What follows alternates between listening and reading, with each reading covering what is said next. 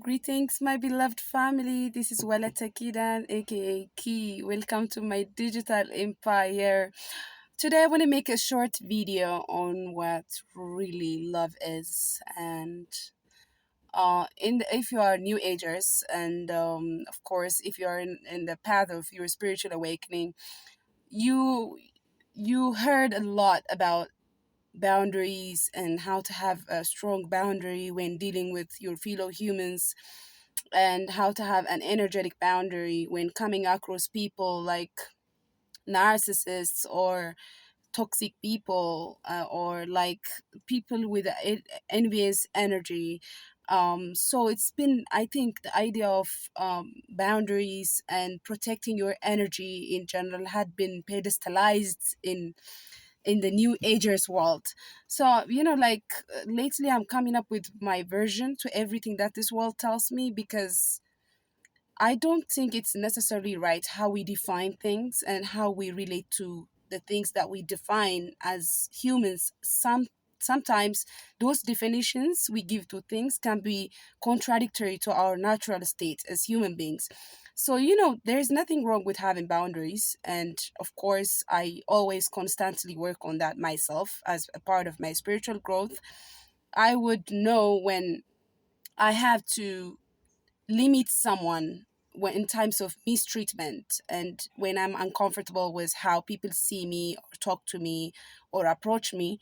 I'm always honest with presenting how I feel about that situation and trying to make things right between me and them, trying to resolve any type of conflict with as much understanding as possible.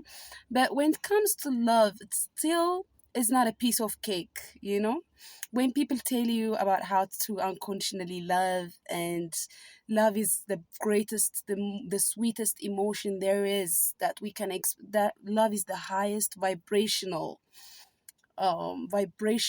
thing that we can experience as human beings. So yeah, it's also that, but it's not always a piece of cake. It's not easy to love. It's not easy to love hard. It's not easy to love in the right way.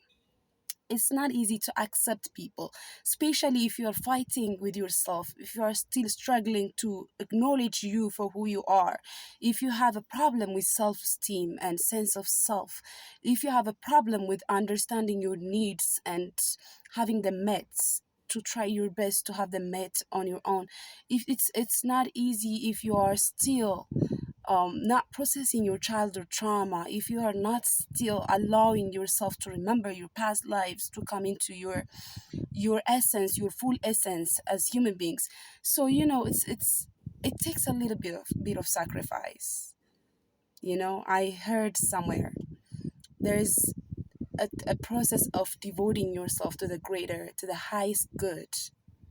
When you awaken spiritually, you consider, and you actually eventually get to a point where you devote yourself to the greater good, because you are loved beyond measure. You wouldn't even imagine how much you're loved by your energetic team, by the divine, by your creator, by the angels.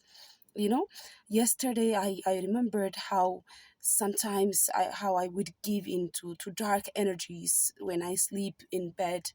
When I'm about to sleep, I would feel this dense energy all around me, and I would I would experience fear. I observe myself going through the fear, the lowest emotion that a human being can experience. It's but like it magnifies where I was in terms of trusting my creator, in terms of trusting my energetic support.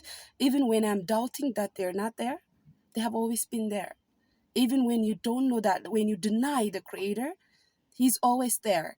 Even in times where you can't love yourself, when you are in the lowest places, you are loved. So, we don't trust enough, but in those times, the Creator wouldn't give up on us, because love is a sacrifice. In some sense, it's not just generally sacrifice, and I'm not telling you to compromise on your happiness or to overstretch yourself to make someone happy, to make them feel loved. But still, it takes a little bit of sacrifice, it takes a little bit of compromise, it takes a little bit of tolerance to love people. If I give up on you just because you are You are taken over by negative energy just because you are refusing to come into the light. If I just try once, twice, and if I give up on you, who would try? How can we unite? How can we unite the human race if we give up on each other very early, like without trying our best when it comes to, there's like that independence had been preached in the human society. Now psychology tells you to be independent. So you say, you meet people, you try to work some things out and it doesn't work, and you say like, I don't give a fuck, I don't care if they go, someone will come along the line. And I'm not saying there is still infinite possibilities, right? There are still people out there that we haven't yet met, but how we treat the people in our lives at the moment, and that the fact that we don't take them for granted, it shows how we are going to handle the people that we are going to meet in the future. So, when I say love takes a little bit of sacrifice, I mean, we are not always getting what we want from someone, from our family, from our friends, from our partners. But still, we compromise, we find a middle ground to work things out, to come a little bit their way, to be close to them to some extent, and to negotiate with them somehow, to come close to us as well, like to just find a middle ground, to work things out in the right way without giving up too early. We have to try to influence each other. We have to try to make each other feel loved. Now looking back, if the people whom I called my friends give up on me very early, I wouldn't have learned the lessons that I learned because of my interaction with them.